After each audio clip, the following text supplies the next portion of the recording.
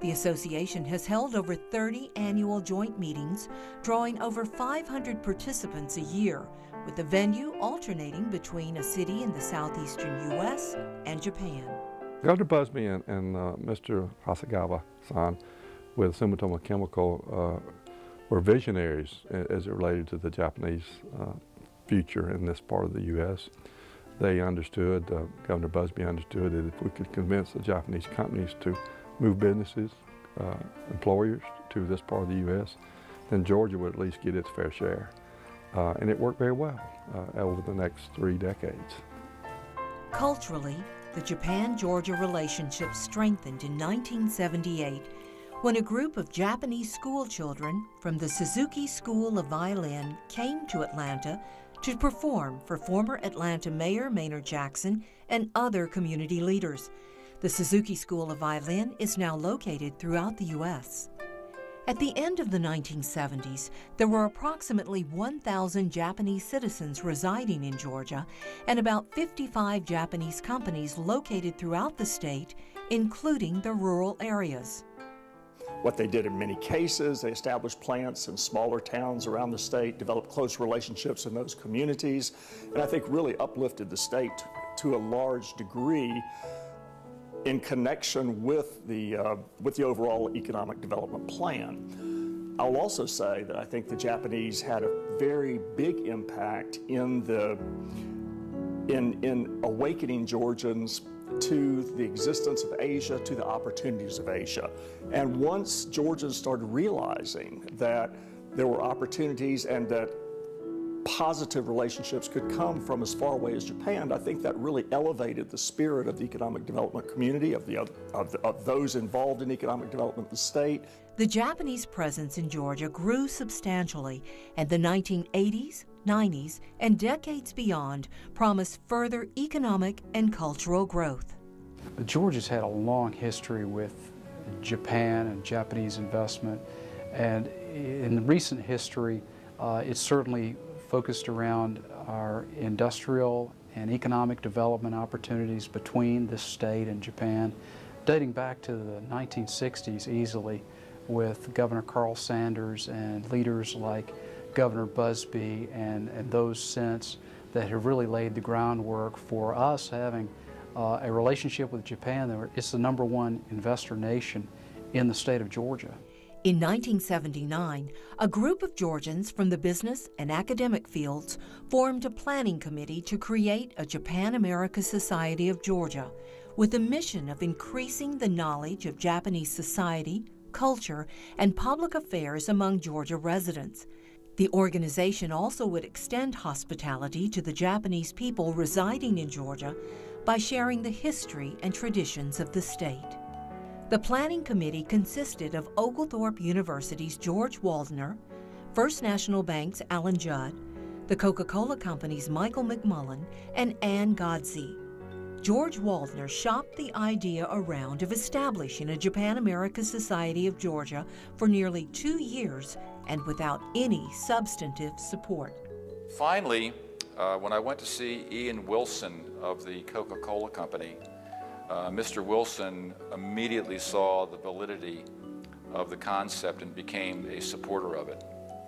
And so it was really getting the horsepower of the Coca-Cola Company behind the concept, which gave it some traction in the American business community. And then the Japanese Consul General, who at that time was Mr. Chiba, the first Consul General here in Atlanta, was very enthusiastic about it as well. In June of 1980, the founding meeting of the Japan-America Society of Georgia's Board of Directors took place in Atlanta.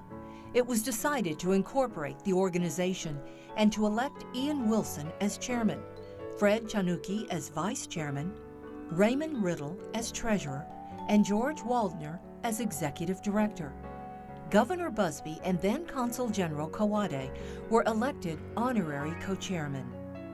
Shortly after the incorporation of the society, Sam Ayub, senior executive vice president of the Coca-Cola Company, took over as chairman and is credited with growing the organization significantly. And he was an extraordinary man in every sense of the word. He had a wonderful interest in international business and people overseas. He ended up as Chief Financial Officer of the Coca-Cola Company and did an extraordinary amount for us and in fact for Japan. When he took over as chairman of Japan American Society of Georgia, he was as enthusiastic about that as he was about everything that he did for the company, and really quite an extraordinary man in every sense of the word, and a wonderful mentor, I should say.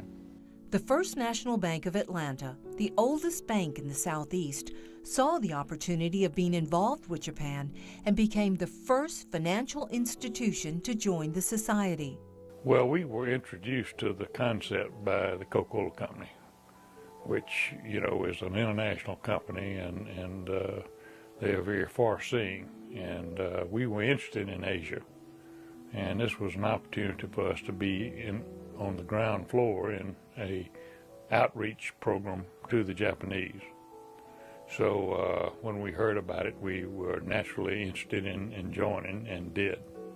The leading figure in the Japanese business community to sponsor the formation of the Japan-America Society of Georgia was Fred Chanuki, president of Murata Electronics North America, one of the original Japanese manufacturing investors in Georgia. He's a great boss. He's got his own charm and attract everybody. So whoever works, Japanese or American, everybody loved him. And then he introduced me to this Japan American Society of Georgia, and I started, he promoted me to the president of Murata, North America, and I was much too busy at the time for the company's business, and he was going out trying to help Japan American Society of Georgia. And later, when I got a little, started to have a little more time, then he put me on to Japan American Society. In 1982, Georgia Governor Carl Sanders became chairman and immediately pulled in Bob Broadwater, one of the original people to introduce Coca-Cola to Japan. He retired, and when he retired, I went to him and said, if you'll take the job, let's create a permanent position for the society. And I got him to agree to do that. Thereafter, whenever we needed funds and whenever we needed programs, I could call up Bob and he would be at the office, and we had a relationship. And so we were able to provide a much broader bit of information and relationship with the Japanese. Following the lead of the YKK Corporation and Murata Electronics, Japanese investment in Georgia began to increase. At that time, the state of Georgia has a very good incentive for the hiring and also training the employee for the manufacturing plant. That is the big reason for Toto to come here.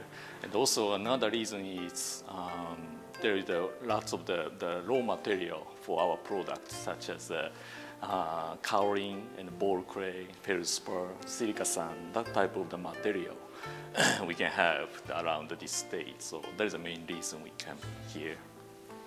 Large Japanese firms such as the Bank of Tokyo, Hitachi, Kubota, Panasonic, Toto, Toyo Tire, Yamaha, and many others joined the ranks. Georgia is actually has a lot of Kubota dealers, and our business is really strong in this area, so that was one reason.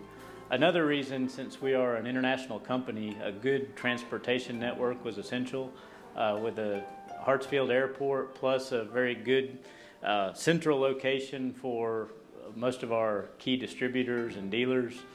Georgia proved to be a great location for business.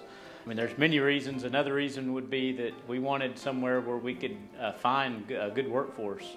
You know, our product, Yamaha product, like golf car and water vehicle are quite big, side. So the logistic is very important. So when we assemble the product, you know, we need the place close to the market, and also the labor, you know, the human resources is very important, and also the good logistic port like Savannah and Charleston in Georgia State.